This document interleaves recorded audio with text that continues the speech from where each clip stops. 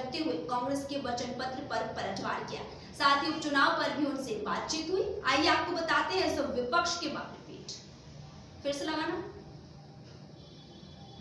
BJP नेता पंकज चतुर्वेदी ने state live TV news से बात करते हुए कांग्रेस के वचन पत्र पर पलटवार किया।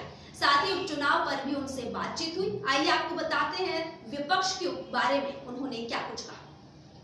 आप जानते हैं कि कांग्रेस पार्टी ने कल वचन पत्र जारी किया है, तो उन्होंने कहा है कि इस बार जो उपचुनाव होंगे जनता बीजेपी के ऊपर तमाचा मारेगी। तो आप क्या कहना चाहते हैं, मतलब क्या उम्मीदें हैं, कितनी सीटें जीतती हैं? देखिए, कांग्रेस पार्टी के जो सबसे बड़े नेता है कमलनाथ जी, वो यदि इन शब्दों का प्रयोग करें कि कांग्रेस को जनता जिताएगी और भारतीय जनता पार्टी को कथित तौर पर तमाचा मारेगी, तो उनकी शब्दावली इस बात का परिचायक है कि उन्होंने पराजय स्वीकार कर ली है। क्या ये शब्द शोभा देते हैं कि आप कहें कि जनता तमाचा मारेगी? और जहाँ तक वचन पत्र का विषय, तो कल माननीय प्रदेश अध्यक्ष वी डी शर्मा जी ने पत्रकार वार्ता दी। मुख्यमंत्री जी ने शिवराज सिंह चौहान साहब ने कहा कि वो कांग्रेस पार्टी का वचन पत्र नहीं, कपट पत्र है और छल कपट धोखे से भरा हुआ है। यदि कमलनाथ जी को अपने वचन पत्र पर इतना विश्वास था, तो जो पुराना 2018 का वचन पत्र था जिसकी पूर्ति नहीं की गई, जिसमें 974 बिंदु, 112 पेज, 75 मुख्य बिंदु, क्या पूरा किया?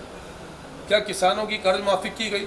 कल प्रदेश अध्यक्ष जी वी डी शर्मा जी ने तो वो दस्तावेज दिखाया आप मीडिया के मित्रों को कि जिन्होंने 2018 में कर्ज अदायगी कर दी है, उतनी ही राशि का कर्ज माफी का प्रमाण पत्र कमलनाथ जी की फोटो के साथ इस प्रकार का धोखा, छल और कपट किया।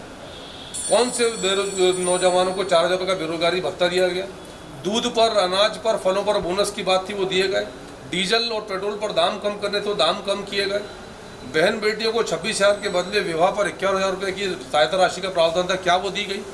तो भारतीय जनता पार्टी ने बिंदुवार कमलनाथ जी के सच की जो कलाई थी वो खोली है। और स्वयं कमलनाथ जी पुराने वचन पत्र को लेकर नहीं आए, एक नया वचन पत्र ले आए कि पहले 974 फ्लॉप, अब नए 50 की बारी। ये जनता परिपक्व है, मध्य प्रदेश की जनता जानती और समझती है। कमलनाथ जी, ये लोकतंत्र है, कौन किसको किस प्रकार से मारेगा जनता ईवीएम पर बताएगी। जब 28 की 28 सीटें भारतीय जनता पार्टी जीतेगी, तब आपको वास्तविकता पता चलेगी कि कपट पत्र बार बार पेश करने से चुनाव नहीं जीते जाते। उन्होंने ये कहा है कि बीजेपी सरकार जो है जनता का ध्यान भटकाती है, और बेरोजगारी की बात करूँ तो चीन और पाकिस्तान की बात करूँ। देखिए, बीजेपी क्या करती है क्या नहीं करती, इससे कांग्रेस को क्या चिंता है? भारतीय जनता पार्टी की सरकार वो सब करती है जो आम जन के हित का। इसीलिए पहले 15 साल थी और 15 माह का अंतराल 2, 4, 5 सीटों के अंतर से आया, जबकि वोट हमको ज़्यादा मिले भारतीय जनता पार्टी को।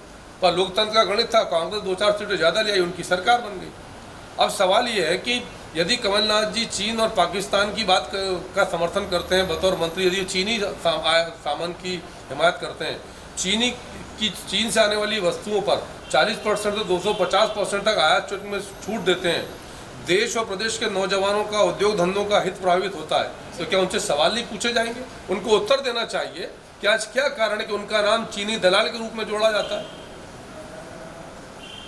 उन्होंने ये भी कहा है कि सूबे की सरकार अगर बनती है तो ये 3 सालों में मध्य प्रदेश की सूरत बदल जाएगी। देखिए, 15 महीने में मध्य प्रदेश को किस प्रकार बदसूरत किया लूट, दलाली, भ्रष्टाचार ने, वो सबके सामने।